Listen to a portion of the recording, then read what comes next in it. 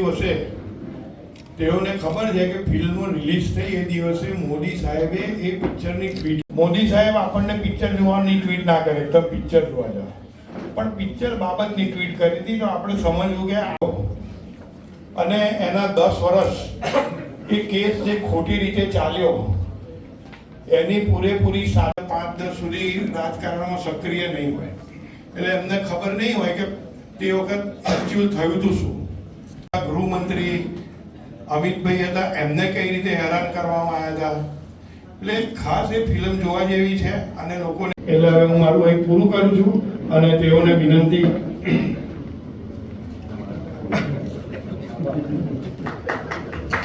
શુભેચ્છાઓ અર્પણ કરી અને અત્યારના ચાલી રહેલા બુથ સમિતિના કાર્યક્રમની પણ આપણે વાત કરી છે. સરકારના પૂર્વ મુખ્ય દંડક શ્રી અને પંચાયતી રાજ સમિતિના અધ્યક્ષ શ્રી મંચ ઉપર ઘણા બધા નેતાઓ છે, એટલે સૌ કાર્યકર્તા મિત્રો, નવા વર્ષની સૌને નૂતન વર્ષા અભિનંદન પાઠવું છું. આપ સૌ નવા વર્ષની અંદર આ તમારું નવું વર્ષ ફળદાયી, લાભદાયી, શુભદાયી નીવડે. ભગવાનના તમારી પર આશીર્વાદ રહે ને તમે બધા સતત પ્રગતિ કરતા રહો એવી ભગવાનને પ્રાર્થના કરું છું. આપણે નવા વર્ષની અંદર નવી શરૂઆત કરી છે અને નવી શરૂઆતની અંદર તમને બધાને ખબર જ હશે આજનું કે આજે આપણે ખૂબ મોટો એક સફાઈનો કાર્યક્રમ કર્યો. એમાં કેટલી બધી NGO હતી, કાઉન્સિલરો હતા, પ્રમુખ હતા અને આપણે પીજ રોડથી ઝલક સુધીનો આખો વિસ્તાર છે એ સાફ કરવાનું આજથી અભિયાન ઉપાડ્યું. અને આ અભિયાન દરમિયાન સમગ્ર વિસ્તારમાં સફાઈ થાય અને યોગ્ય રીતે સફાઈ થાય એવા મ્યુનિસિપાલિટીના પણ પ્રયત્નો રહેશે. આ વિચાર આપણને કલેક્ટરશ્રીએ આપ્યો અને એમાં જુદી જુદી NGO પણ જોડાઈ છે. તો તમને સૌને વિનંતી કરું કે લગભગ દર 3 દિવસે એકવાર કે દર 4 દિવસે એકવાર આપણે બધા સફાઈ માટે બોલો જોડાવું પડશે.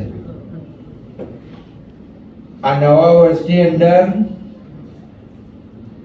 નડિયાદની અંદરથી તમામ કચરો સાફ થઈ જાય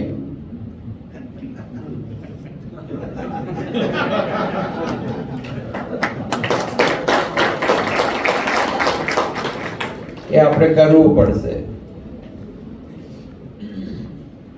અને આ સફાઈ અભિયાન 1 મહિના સુધી તો ચાલશે. બીજું ખાસ કરીને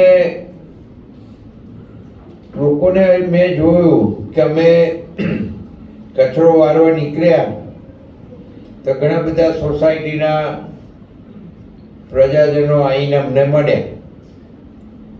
પછી અમને કહ્યું કે અહીં કોઈ કચરો વારવા આવતું નથી. એટલે પહેલી વાત તો લોકોને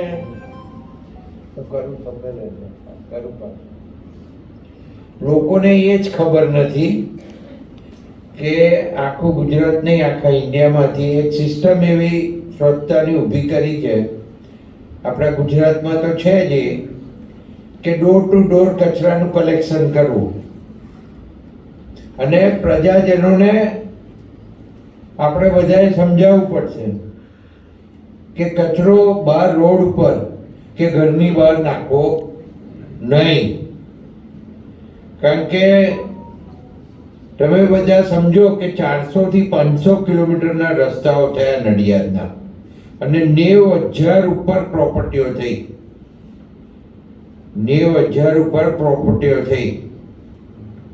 હવે આ રસ્તા ઉપર તમે સફાઈ વાળા રાખવા જાઓ તો આ સફાઈ કામદારોનો ખર્ચ છે ને એ કેટલો મોટો ખર્ચ થાય એ વિચાર લો.